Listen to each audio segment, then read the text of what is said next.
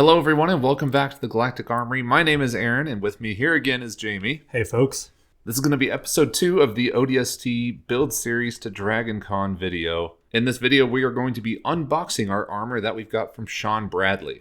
Now if you want to get a kit like this yourself, I'm going to link Sean's Instagram in the description. Send him a message if you want a kit like this. And let me tell you, this unboxing process was like every birthday and Christmas all wrapped up in one. Oh, this was absolutely. A special day. At first I was a little bit concerned because I thought, there'd be more boxes or the boxes would be bigger. But everything is just so well packed in there and it's so tightly packed and everything's layered together so well. Sean really puts a lot of care into packaging these armor sets. And you can see the joy in our faces as we realize what we are getting. It really is the supreme birthday, Christmas, all of that put together. And in these 3 boxes, in the big boxes in front of each of us, there is the entire armor kit plus helmet and accessories. That's right. There's a lot in here. Tell the people about what the armor is. So this armor is made from vacuum-formed HIPS or HIPS. It is a thermoformed plastic that is formed around a buck. Now you can look back at our visor buck making videos to see that process, but this is on a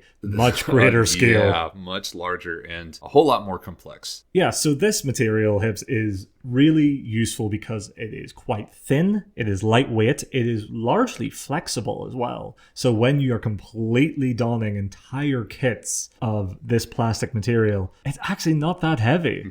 And it's great to capture a lot of details on the surface, which these ODSTs definitely have. Also in this kit are a bunch of resin casted, some greeblies, some accessory parts that you mentioned before. There's also a fun knife that he threw in for us, which is basically just looks like an actual knife in a leather sheath with some silicone poured over it and casted in resin. Yeah, we were absolutely gobsmacked when we saw these. You could even see the thread that was used to make the real knife sheath. It's incredible. And these are very special because you cannot take actual knives into a cosplay event. So resin casted knives and accessories like these are very important for the kit. Yeah, it's a great idea. So when we have everything unboxed, we made sure that we have everything needed for our build. We decided to lay them out and just really get a scope of what we're dealing with. As you can see, there are a lot of pieces to deal with. All of these pieces are going to need trimmed down a little bit. There's a lot of flashing left over just from the vacuum forming process. This is kind of something you'll have to do for any vac-formed kit, be it a Sean Bradley ODST kit or like a Clone Trooper kit from, like, say, Imperial Surplus. Yeah, the tutorial that we're going through here will really show you the process that's quite universal with dealing any of these kits. We always recommend to make sure that you look at the guidelines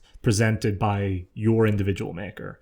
They'll often provide you a good idea of where the return lines finish, what you need to trim, and what you definitely do not want to trim. And I believe Sean has outlined all that extremely well in his little how-to document, right? There's nothing little about it. It is 88 pages just for the armor itself. We love a thorough creator. So, how are we going to be trimming out all of these pieces? We have a few methods that we like to use here, and these are pretty common methods used in the industry for dealing with vacuum formed kits. There are 3 ways to do it, in my mind, and I'm sure plenty of people out there have other ways that they prefer. I'm going to show using a standard box cutter, tin snips, and Lexan scissors. Now, each of these tools have their own benefits, their own drawbacks, and you'll see me using each one here. Now, I started with the tin snips. These things are heavy duty. They are used for cutting like aluminum. Actual sheet metal. Actual sheet metal, and they can do it no problem. So this 2mm HIPS will have not much resistance against it. They look a little bit unwieldy though, is that the case? You're exactly right. Now they will cut through this really quickly, and on straight lines that's not much of a problem. They'll actually leave quite a good edge.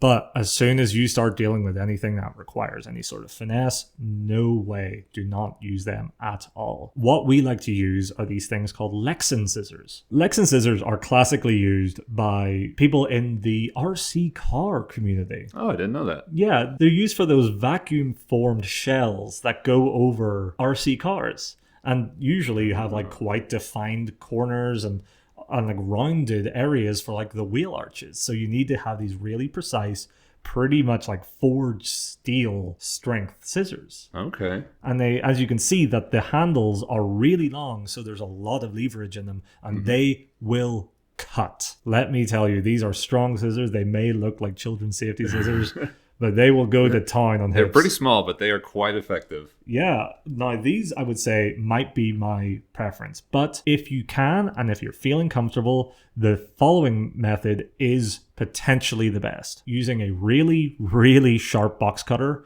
all you need to do is score the line that you have made. Now, we have highlighted these lines as well as possible using metallic Sharpies, and you can usually have a good idea of where these are. These will be little lips that are usually designed into the molds. You follow these with the metallic Sharpies, and then that is the line you need to cut. With a box cutter, if you score this line, you can just snap the piece right off, making a clean finish. Okay. It's a really good method. However, you're dealing with a really sharp knife and quite an unwieldy piece of plastic. Yeah, this seems like one of the more advanced methods you could do. Yeah, you need to be really comfortable with these, because if you mess up, you potentially are going to, pull apart a piece that you don't want to.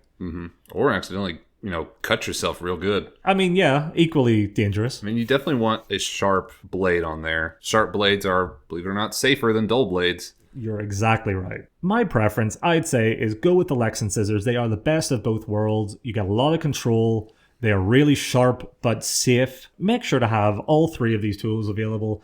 You will find a use for all of them for different circumstances. How long do you think it took all four of us to knock out these two sets of armor? I'd say, all in all, about 2.5 hours. Yeah, that's most. Pretty close, yeah. Yeah, we are lucky enough to have a couple of interns in, Scott and Andrew.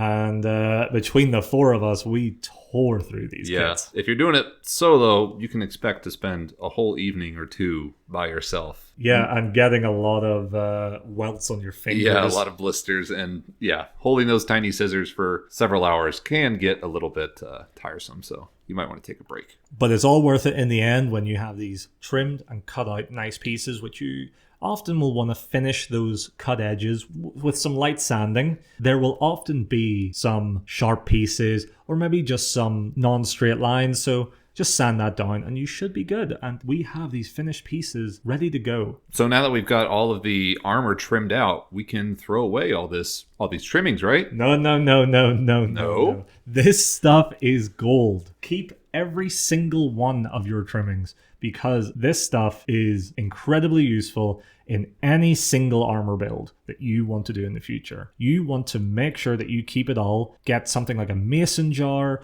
and just cut up all these pieces and mix it with acetone. Now, what's that acetone going to do to them? So HIPS and ABS, these are chemically reactive to acetone. It will actually melt in acetone, and a lot of people use this to soften edges. They use it to bend the plastic, because when the acetone dries, the plastic will reharden. Now, the best way to use these scraps is to mix it all up with acetone, and eventually you'll be left with this venom-like goo. Yeah, we call it like the symbiote. Like, it looks very similar. And yeah, that is about half an armor kit turned into that third of a mason jar. But this stuff, well, you'll need proper PPE to use it. It is acetone, which is both flammable and highly toxic to breathe in, but you're left with this slime. What's the purpose of this for, really? So this is reactive to HIPS material. It is still mixed with acetone, and that's why it's still wet and goopy. So when you apply this to HIPS and leave it to dry, it will actually cause a chemical bond between your plastic and the slurry or sludge that you have created here. And so you're actually, by the time this all dries,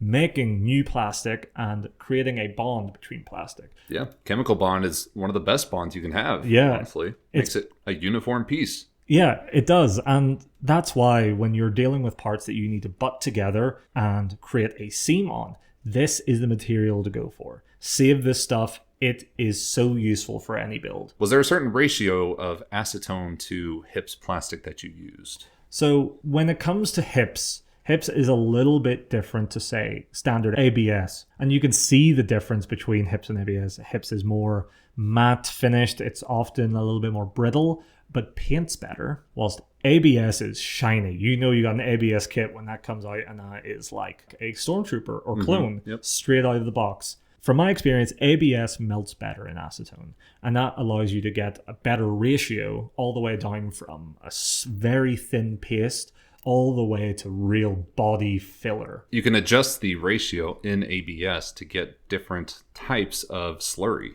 That's exactly right. But the same cannot be said for hips, right? Yeah, this stuff seems to either be all or nothing. Okay. It will either like melt a little bit and sag, or it'll turn into this symbiote-like material. Okay. So after you've applied the goop here to any kind of butts or seams, what's the next step? Do you need to wait for it to dry or harden? That's exactly right. You just want to leave this for a while. You want to leave it untouched for 24 hours, 48 hours sometimes, depending on your ratio. But this will harden to a sandable plastic, which is a little bit of a teaser for one of our next videos coming up. We will be using this in our armor build. We'll be sure and feature that in upcoming videos. We've got a whole lot planned. This is just kind of the introduction to the kit. Now that we got it in our hands, this is always going to be the first step to any build. Well guys, that's going to be it for this part of the ODST build series tutorials. This took us a couple days to get all together, but you can expect a lot more videos from us in the future. Now that we've got all this going, and it took us a few days to, get a good backstock of videos, but now we're ready to start releasing some more tutorials. In the meantime, I hope you all enjoyed watching, and I hope to see you again in the next one.